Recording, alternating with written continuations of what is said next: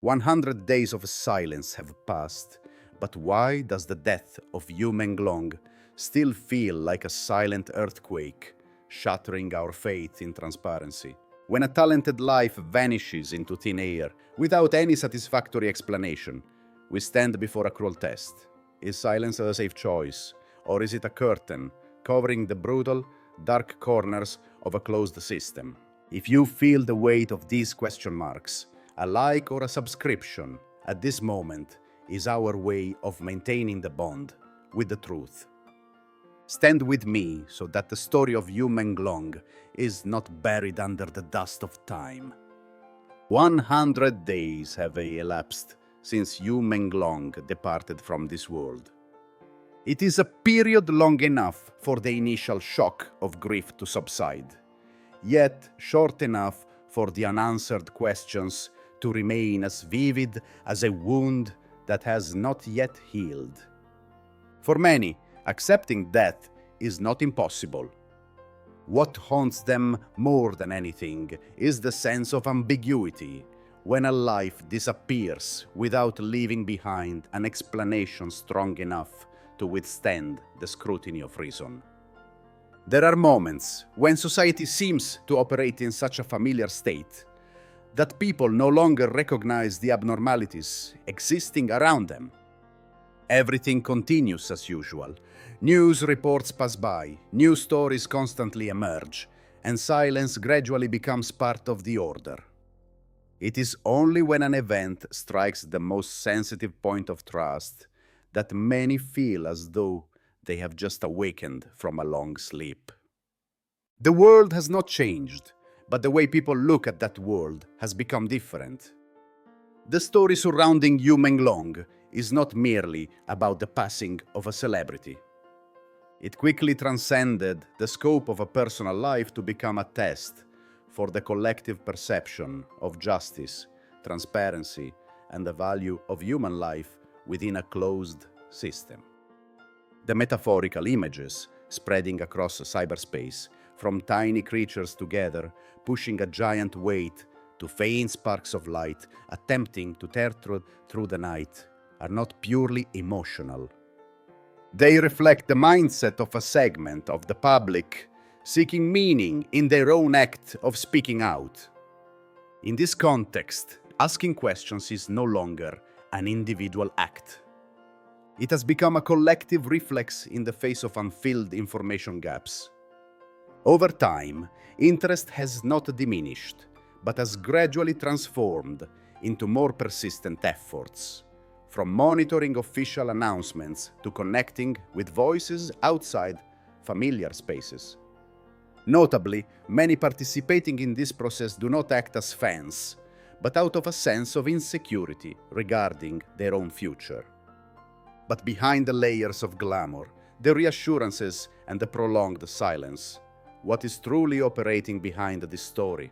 What mechanisms allow a personal incident to arouse such a broad wave of reflection? In this analysis, we will deconstruct each layer of development, from the initial public reactions to the existing information gaps, to better understand how the worlds of entertainment, media, and power interact, and why an unfinished story can become a collective concern for so many. When the news of Yu Menglong's passing was first announced, the initial public reaction carried all the familiar notes: shock, regret, and disbelief. It was a natural reflex to the loss of a familiar face, someone who had appeared on screen with a composed image and remained free from loud controversies. In the first hours, the majority of public opinion focused on sharing memories, old photos, and farewells of pure emotion. However, that emotion did not follow the usual trajectory. Instead of gradually subsiding, it began to transform into rational inquiries. Over time, a portion of the public realized that the official information released was insufficient to dispel the growing unease. It was not that they refused to accept the death, but rather that the chain of interpretations surrounding the event contained gaps that were impossible to ignore. In many previous cases, public attention was usually quickly replaced by new stories. But with Yu Menglong, this process moved in a different direction. The prolonged silence, combined with the cautious and even ambiguous wording of related announcements, unintentionally became a catalyst for suspicion. When information is not clear enough, people tend to seek their own explanations, and that very process pushed the story into a new realm of meaning. It is noteworthy that those who began to ask questions were not limited to the fan base. Observations in cyberspace show that many voices came from individuals who identified themselves merely as ordinary citizens with no specific attachment to the entertainment industry. For them, following the developments of the case did not stem from personal affection, but from a feeling that what was happening was directly related to the way society operates. Here, the motivation to speak out began to split into two layers. The first layer is the public, easily recognizable motive, the desire to clarify unclear points in a specific event. The second layer, deeper and harder to name, is the anxiety for one's own tomorrow. When a person of high status can still disappear into ambiguity, many wonder what will happen to individuals who lack the ability to protect themselves through public attention. The metaphorical images that spread strongly during this period clearly reflected that psychology. The image of tiny creatures pushing a giant weight was not merely intended to encourage spirits. It showed how a segment of society viewed their position in relation to power. Smallness was no longer understood as absolute insignificance, but as a state requiring connection to create change, however fragile. Similarly, the image of faint sparks in the darkness carried implications beyond momentary emotion. It reflected a belief that speaking out, even if fragmented and scattered, possesses intrinsic value. That belief is not necessarily based on the expectation of a specific result, but on the need to retain the feeling that human beings still have the right to ask questions, even when the answers have not appeared. In that context, cyberspace became a gathering place for fragments of emotion and reason. Initially, commemorative posts predominated. Later, analysis, comparisons, and references began to appear more frequently. Some started cross-checking timelines. Others paid attention to the choice of words in official notices. Each individual action might not carry much weight, but when placed together, they formed a continuous stream of thought. This shift indicates an important change in the public's mindset. From the position of passive information recipients, they gradually moved into a more active state, searching for and cross-referencing data. That process did not occur in certainty, but in doubt and sometimes internal conflict. Many admitted they felt afraid when asking questions, as doubting official information within a closed system always carries risks. It was this tug-of-war between fear and the need for knowledge that made Yu Menglong's story a test of collective psychology. It raised a fundamental question. Can a society maintain stability by demanding that people accept every available interpretation? Or is that stability only truly sustainable when difficult questions are allowed to exist? At this point, the clearest thing is not the answer, but the change in how many people perceive their own role. Following the story is no longer a passive act. It has become a process of self-questioning, where each individual is forced to determine the boundary between safety and conscience. And it is at that intersection that the story begins to transcend a specific person to touch upon broader issues of trust and social responsibility. When the first questions began to emerge, cyberspace quickly became the clearest reflection of public movement. The speed at which discussions spread far exceeded the framework of a typical entertainment event. In a short time, the story of Yu Menglong moved beyond the community of film followers to reach groups of people who usually pay little attention to the lives of celebrities. This highlights an important characteristic. The resonance of the case did not come from personal fame, but from the sense of insecurity it evoked. Observations on social media platforms show that the initial wave of emotional interest was gradually replaced by symbolic actions. Condolences gave way to posts calling for the monitoring of developments, the archiving of information, and the recording of timelines. Outside the domestic spaces, many began seeking ways to pull the story out of the familiar cycle of silence. The appearance of public expressions at international symbolic locations was not merely to attract attention, but also to express a desire to place the incident into a broader context. Parallel to this, the number of supporting signatures and commemorative activities continued to rise. The figures mentioned did not merely carry statistical value. For many participants, every action, no matter how small, was seen as a way to assert their own presence in a common process. However, it was at this point that a division began to become clearer. One stream of opinion argued that maintaining public pressure was necessary, even if the final result could not be predicted. According to them, silence is the most dangerous thing, as it creates the conditions for every question to be forgotten over time.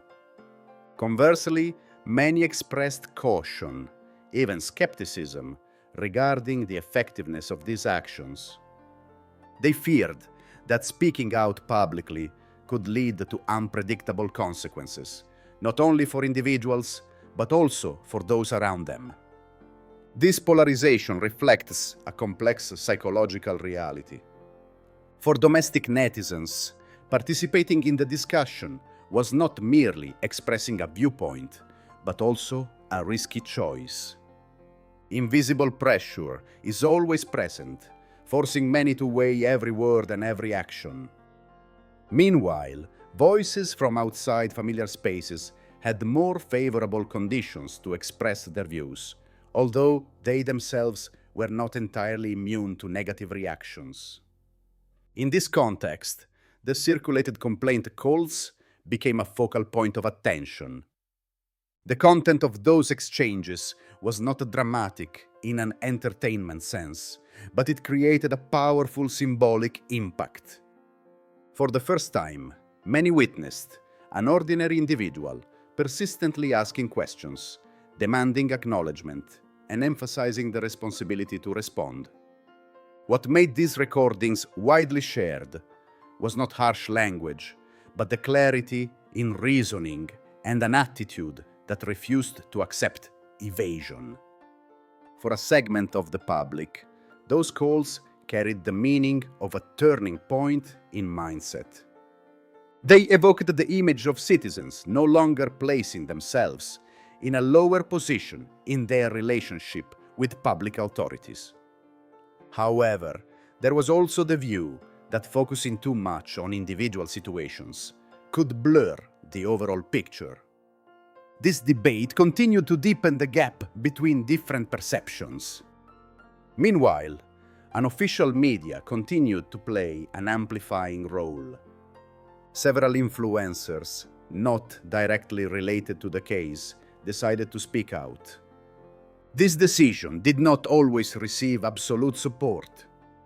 They faced questions about their motives and the limits of participating in a story outside their field of expertise. Nevertheless, their acceptance of risk to maintain attention contributed to keeping the story from sinking. Notably, during this process, many individuals paid the price of their personal peace. Some reported facing pressure from many sides, from public criticism to nameless consequences. Those losses were not exaggerated, but their existence was enough to remind others that speaking out is not an easy choice. It was this very persistence that became a moving factor for those following from afar. The flood of information continued to rise as seemingly unrelated events began to be placed side by side. The public attempted to connect the pieces, searching for meaning in coincidences of timing and context. Although there was no authentic evidence to confirm a direct link, this process of comparison reflected a deep societal need, the need to understand the larger picture instead of accepting disjointed fragments of information. At this point, the impact of the incident no longer lay in clarifying the right or wrong of a specific event. It was clearly evidenced by the change in how the public interacted with information. Many became more cautious, not quick to believe, but also not easy to dismiss. This vigilance did not equate to extreme skepticism, but was a sign of a self-adjusting process in perception. The media flood, with all its chaos and division, left an indelible mark. It showed that in a society where information is strictly controlled, any gap can become a convergence point for anxiety and expectation. And as opposing streams of opinion continued to coexist in parallel, the story of Yu Menglong entered a new phase, where attention was no longer directed only outward, but turned back inward, forcing each individual to answer questions about their own limits and responsibilities. As the story stretched across many months without the appearance of a sufficiently convincing explanation, public opinion gradually entered a phase of fatigue. This is the stage where many social movements often weaken, as initial emotions cool and individual efforts begin to collide with the limits of reality. In the case of Yu Menglong, this phase did not arrive abruptly, but formed gradually through the accumulation of doubt and disappointment. A series of new pieces of information, mostly stemming from speculation and personal interpretation, began to appear more densely. Small details in old videos, images once ignored, or sentences spoken without clear context were brought forward for reanalysis. According to some opinions in cyberspace, these elements were viewed as hidden signals for help. However, it must be emphasized that up to the present time, these interpretations lack official confirmation and possess a high possibility of being distorted. It was the intertwining of unverified information and the yearning for a resolution that pushed public opinion into a sensitive state. Some continued to dig deeper, believing that with persistence, the truth would eventually be revealed. Conversely, many began to question the boundary between seeking justice and the risk of losing one's own sobriety. The division at this point no longer revolved around whether or not to speak out, but around the methods and limits of asking questions.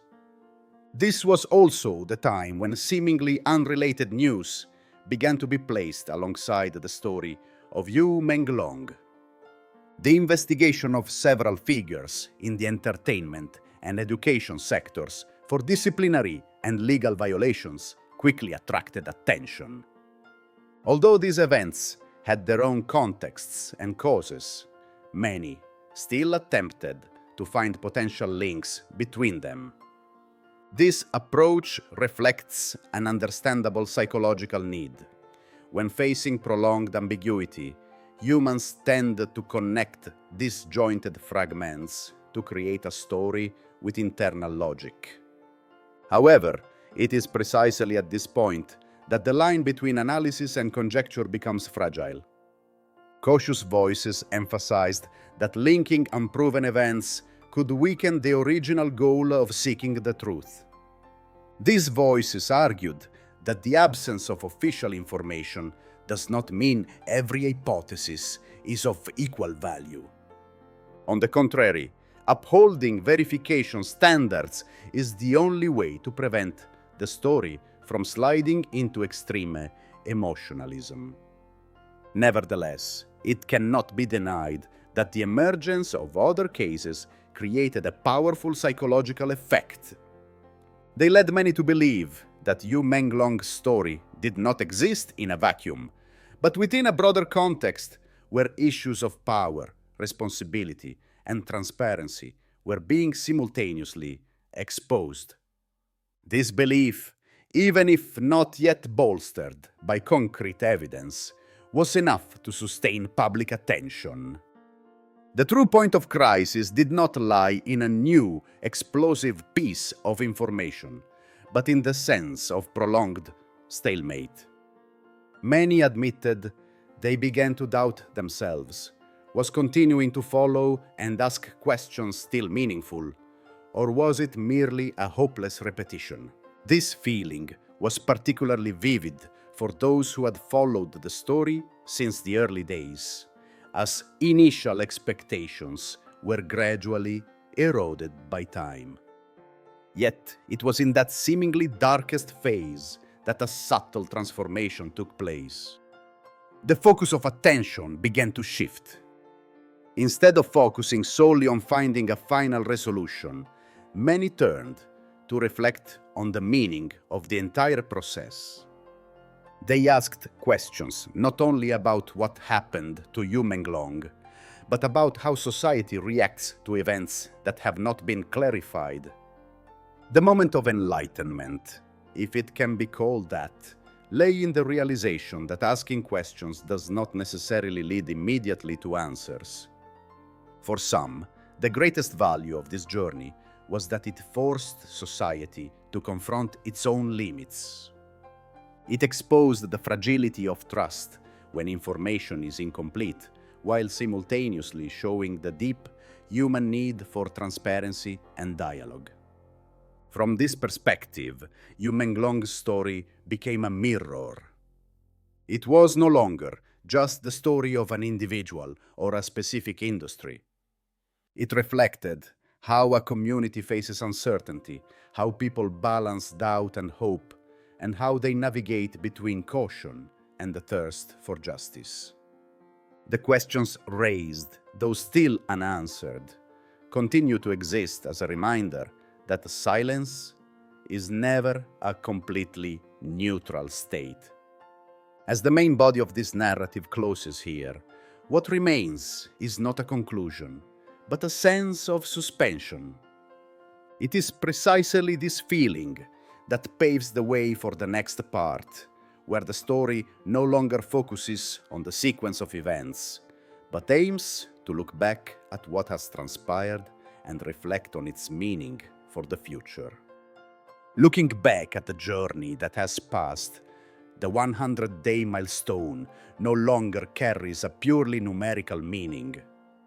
It has become a symbolic sign of the length of the wait, the endurance of concern, and the limits of collective patience.